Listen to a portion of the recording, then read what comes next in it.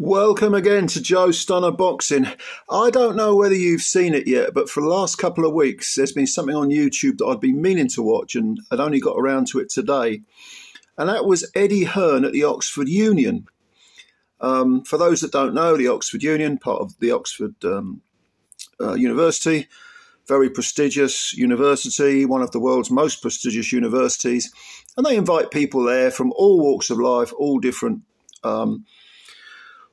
disciplines. You know, they might be businessmen, they might be sports personalities, you know, world championship footballers, boxers, whatever, they're all people, pop stars, it don't matter who they are, politicians, they have them all there. And the person in question is interviewed, and then they put it out to the people in attendance who ask questions. And Hearn went there very recently, 2-3 weeks ago, and he said a couple of things. We said a lot of things, actually. But he said a couple of things that really stuck in my head.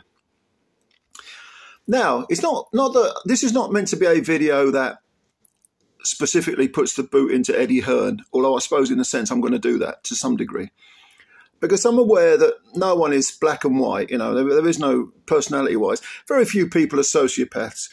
Very few people are psychopaths, which are essentially the same things. But I don't think Hearn fits into that mode, into that model.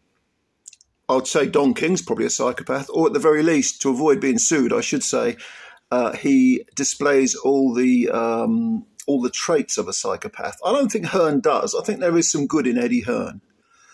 But ultimately, he comes from a very privileged background. His old man was a self-made multimillionaire. EDDIE he works extremely hard. He's articulate. He's intelligent.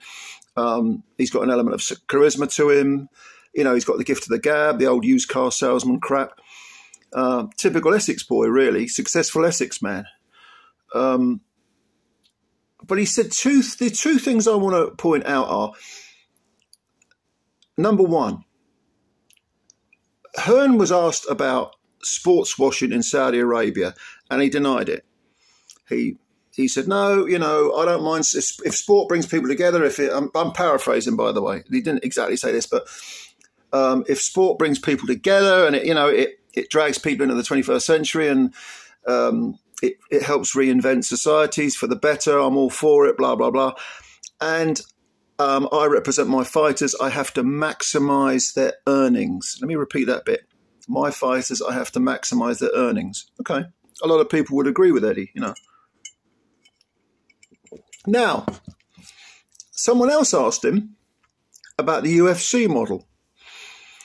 And he said, oh, I'm actually quite jealous of the UFC model. And jealousy was the word he used. I'm jealous of it. Why are you jealous of it, EDDIE? Well, because as things stand in boxing, as promoters, we work off about 20% of the total capital, whereas UFC, they've got like 80% of it floating their way. Okay. And also, the UFC fighters sign what he called centralized contracts. What does that mean? It means that, so let's say Anthony Joshua gets a call. All right, Anthony, how you doing, mate?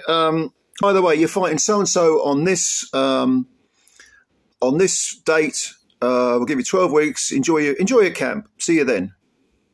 And AJ would have no say in the matter because the contracts have already been laid out from the start. In other words, the promoter, or in the case of UFC, the owner, which is Dana White, can sign people. He can say, "I'm all right." I don't know, 6-fight deal, for example. I don't know exactly how many fights the UFC sign their fighters for, but 6-fight deal. You get paid this much for the first one, this much for the second one, and the third one, and the fourth one. Bonus maybe for a win. But this is all you get in, and we tell you who you're fighting and when you're fighting. Okay, now it's negotiation, whereas fighters, and this is where I did agree with EDDIE, an awful lot of them are vastly overpaid because the numbers simply don't crunch. Okay, and EDDIE was saying, I want that. I would love to be in charge of that. Well, hang on a minute, EDDIE. He even went as far as to say the fighters get paid poorly. That was the word he used. They're poorly paid, the UFC fighters.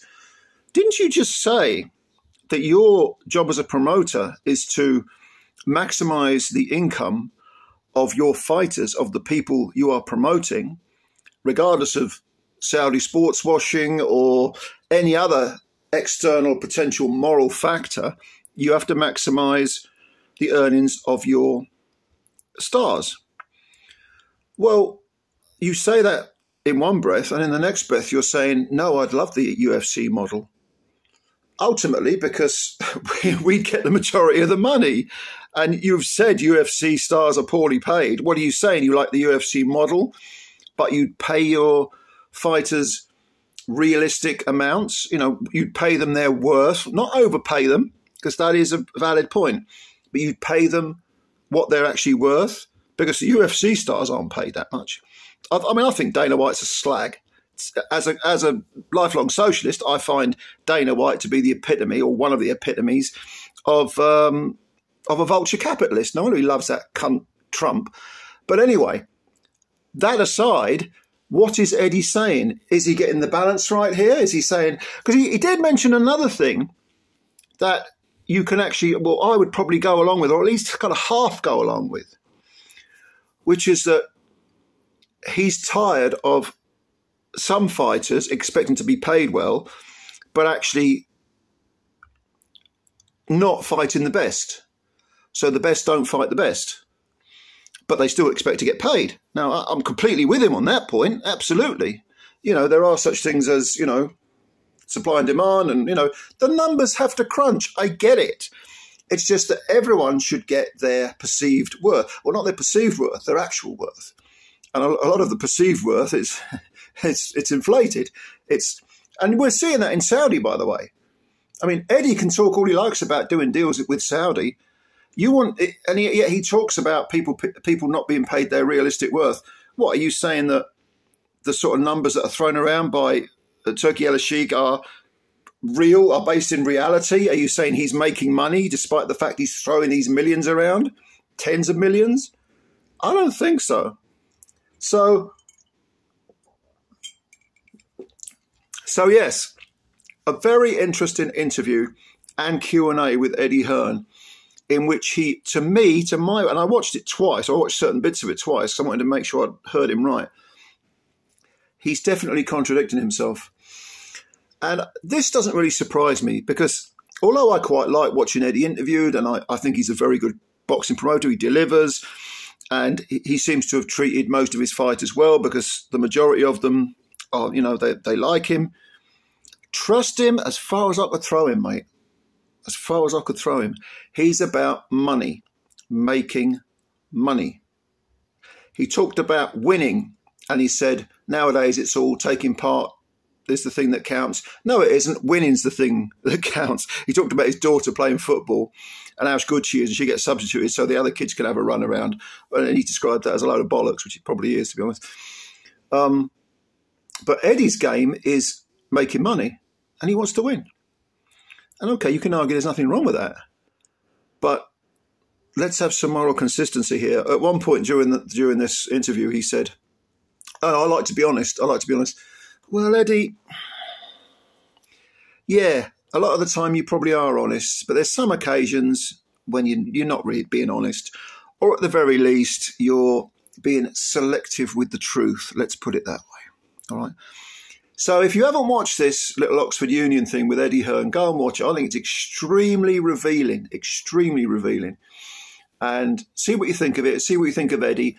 Watch it with an open mind, because that's what I did, and it's the only way you can watch anything. But people tend to either stand or fall by their own quotes. They'll hang themselves with their own words, or they'll flourish with their own words. See which side of the fence you think Eddie comes out on, or maybe it's a bit of both. Anyway, comments below. Thank you for your time as always. Please subscribe to the channel if you're new. Hit the like button, and I'll catch you later. Bye for now.